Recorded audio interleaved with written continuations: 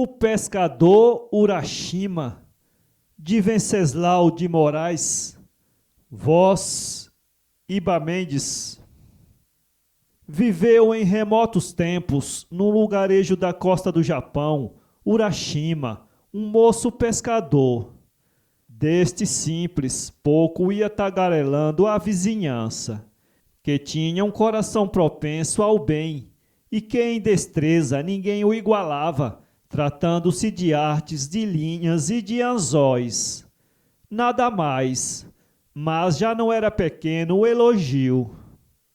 Ora, um belo dia saiu ele a pescar sozinho no seu barco. E que pescou Urashima dessa feita? Oh, a sorte sorria-lhe em tal hora.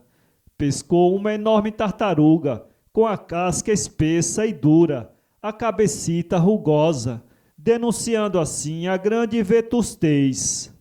É notório que as tartarugas vivem muito. Vivem 1000 anos no Japão. Era um opíparo jantar que o acaso oferecia ao pobre pescador, pouco mimoso de acepipes. Jantar, ceia e almoço, e mais ainda, fora os lucros que a casca lhe trouxesse. Mas o moço pôs-se a cismar na crueldade que ia cometer, roubando assim talvez longos séculos de vida àquele bruto, fadado pela sorte ao gozo da existência, durante gerações e gerações da tribo humana. E lembrou-se da mãe, da santa velha que tantas vezes lhe ensinava a ser caritativo com os brutos indefesos. É certo que as mãos abandonaram a presa, num largo gesto de bondade. E a tartaruga, volvendo a água, sem se fazer rogada, lépida mergulhou no azul e se safou das vistas. Fazia então tanto calor. Era um desses dias abrasadores de agosto, embebidos de paz, de luz, de tórpidos eflúvios. Além a aldeia, que dava-se na sesta, amodorrava, jazia em aniquilamento absoluto. Apenas sobre as árvores cantavam as cigarras, doidas de cio, estonteadas. Interrompera-se nos campos a faina da lavoura. Nas choças escancaradas patenteavam-se os corpos nus, estendidos em repouso, adormecidos, banhados em suor.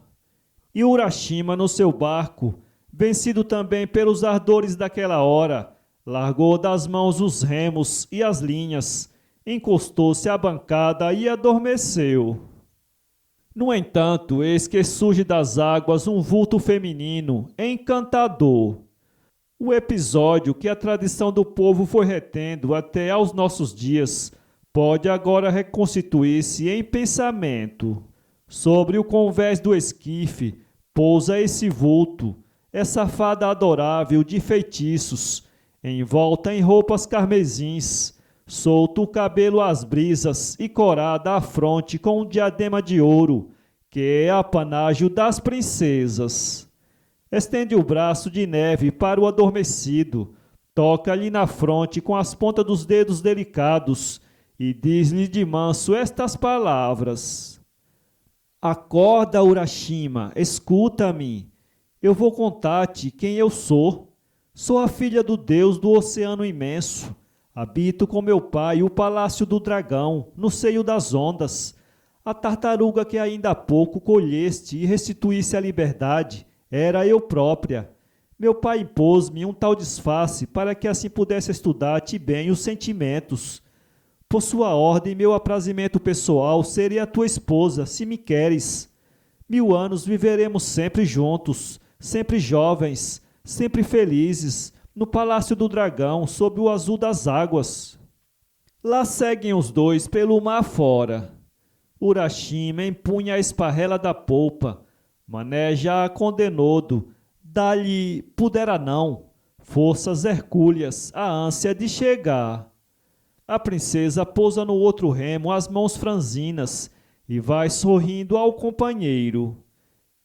E vão remando, sem que a fadiga os aquebrante, até que finalmente o barco alcança o porto desejado e já de longe o palácio se desenha em arcarias, em grimpas, em mirantes recortados. Que encanto! Que prodígio! Nem mesmo a fantasia ousara imaginar tantos primores. As paredes do palácio são de renda de coral. As árvores do jardim têm por folhas esmeraldas e frutificam em pérolas e rubis. As escamas dos peixes são de prata, os olhos de diamantes, as caudas dos dragões de ouro lavrado. Então toda a bicharia do oceano acode à praia, vestindo quimonos de cerimônia, e vem saudar os noivos viajantes. Após os cumprimentos e os discursos laudatórios que prescreve a etiqueta em casos tais, a princesa, seguida do cortejo, entra em palácio. Gorazes e Toninha seguram-lhe a cauda do vestido. Pousa nas fofas esteiras de uma meticulosa limpeza indescritível as plantas alvas dos seus pezinhos deliciosos. Descansa no salão que mais lhe apraz pela delícia dos adornos e pela paisagem que se avista, e a seu lado oferece um lugar ao companheiro. As tartarugas, os peixes, as lagostas, os dragões, a turba, enfim, dos escravos jubilosos, corre a prostrar-se em frente da princesa. E de joelhos, barbatanas erguidas em ofertório, começa servindo em taças preciosas o branco arroz cozido, os licores, os frutos, os manjares. Urashima extasia-se diante do que é seu, bem seu, pois que é de sua esposa. Durante anos assim vivem, sempre juntos, sempre felizes, sem enfados, sem nuvens de tristeza no céu dos seus amores. Ora, na paz da esteira, no enlevo das mãos que se entrelaçam, dos olhos úmidos que se fitam, das palavras em segredo que se trocam, das almas enamoradas que se dão. Ora, perscrutando os mistérios do oceano, em excursões pachorrentas pelas florestas das águas viajantes, por onde a vida aquática de plantas, de animais, se multiplica em maravilhas que a ninguém é dado conhecer. Ora, em longos passeios pelos jardins, onde as árvores não cessam de vestir-se de ramos de esmeraldas, vergando ao pendor das pérolas e rubis. 3 anos decorridos. Um dia, porém, Urashima acerca-se da esposa e diz-lhe pouco mais ou menos o seguinte: que a adora e se sente ditoso, mas cresce-lhe o desejo de ir ver a sua aldeia, o velho pai, a doce mãe, os irmãos, os antigos companheiros de trabalho, e promete voltar após curta visita. Então, pela primeira vez, sem dúvida, uma ligeira nuvem de tristeza, um vago pressentimento angustioso, turvaram o olhar sereno da princesa. Vai, diz-lhe, vai, Urashima, porque assim o desejas, embora bem me pese, pois imagino que vais expor-te a grandes riscos. Leva contigo este pequeno cofre que alguma coisa contém que te pertence. Sirva-te ele de lembrança de quem muito te quer, mas nunca o abrirás, pois se o fizesses, estarias perdido e nunca mais voltarias a esta mansão do nosso amor. E partiu, e abordou o solo pátrio. O que era de bem estranho se passara durante a ausência de Urashima. Aonde estava a sua aldeia? Aonde se erguia a cabana de seus pais? A mesma praia loira, os mesmos penedos carcomidos, os mesmos cerros sobrepondo-se, ali lhe apareciam, bem tais como os deixara, na fria impassibilidade das coisas imutáveis. Mas os povoados ofereciam outro aspecto, os campos outro amanho.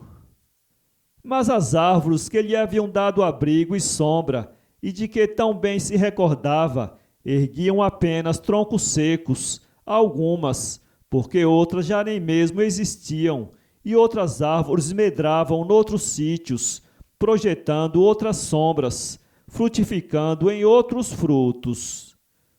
Aonde fora a sua aldeia surgia agora um pinheiral. Reconheceu o mesmo arroio que serpeava junto ao lar. E ainda agora a água cristalina ia correndo e sussurrante como dantes. Mas agora deserto, faltando o grupo galhofeiro das musemés, que tinham por costume ir ali lavar a roupa, entre elas as 3 irmãs, quimonos arregaçados, pernas nuas, braços nus, lidando, palestrando e rindo umas com as outras. Ao longo do areal iam então seguindo 2 sujeitos. Urashima alcança-os e interpela-os. Bons dias, fazem favor de me dizer onde é agora a casa da família de Urashima? Pensaram, consultaram-se, coçaram a cabeça, buscando recordar-se. Urashima, Urashima, Urashima, o pescador? Tem graça tal pergunta. Há já 400 anos pelo menos, como contam, se afogou ele quando pescava no seu barco, pois nunca mais apareceu. O seu pai, a sua mãe, os seus irmãos, os filhos dos seus irmãos, dormem todos além no cemitério, há muito tempo. A cabana que procura apodreceu antes de nossos avós serem nascidos. Nem o pó dela sequer existe por aqui. Então, como um relâmpago que acode subitamente pela noite, a iluminar a estrada, uma ideia acudiu de súbito ao pensamento de Urashima, a alumiar-lhe o espírito.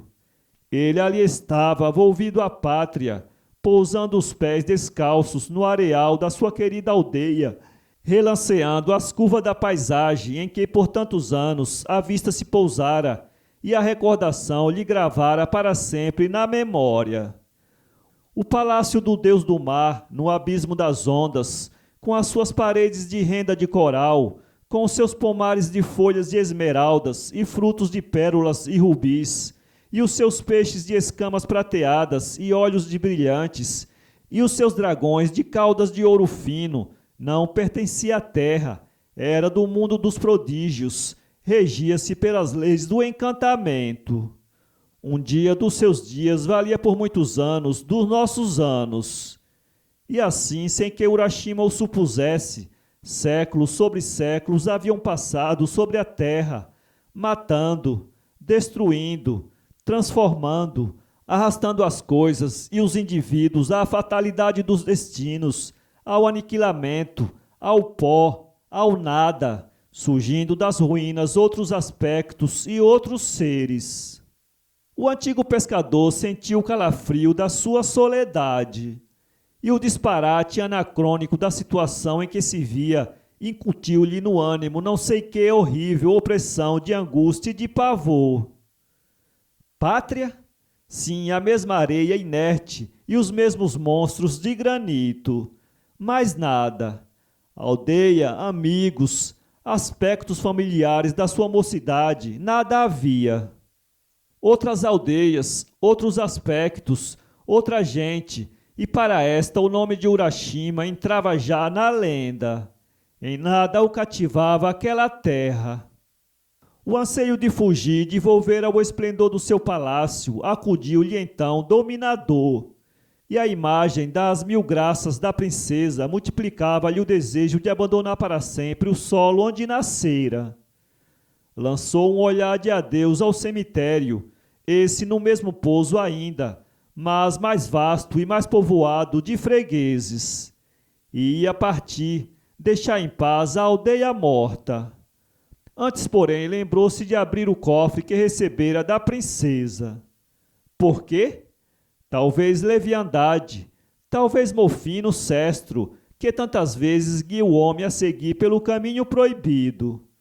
Do cofre aberto, que continha nada menos do que a essência dos longos anos corridos e, ao mesmo tempo, descontados na existência de Urashima, escapou-se e pairou no espaço uma ligeira nuvem esbranquiçada.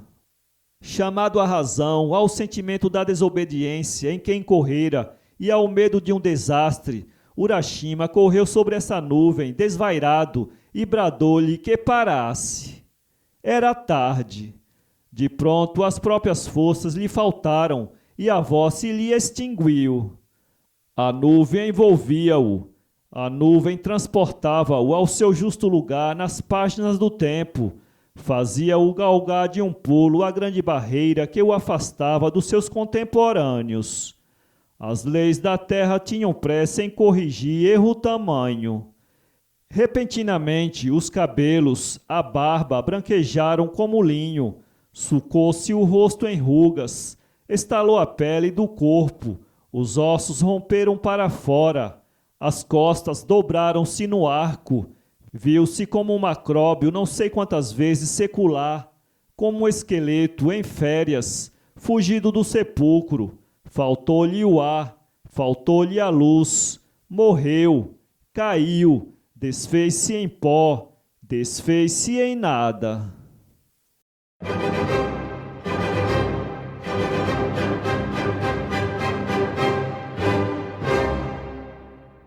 Para ler essa história, acesse www.poeteiro.com.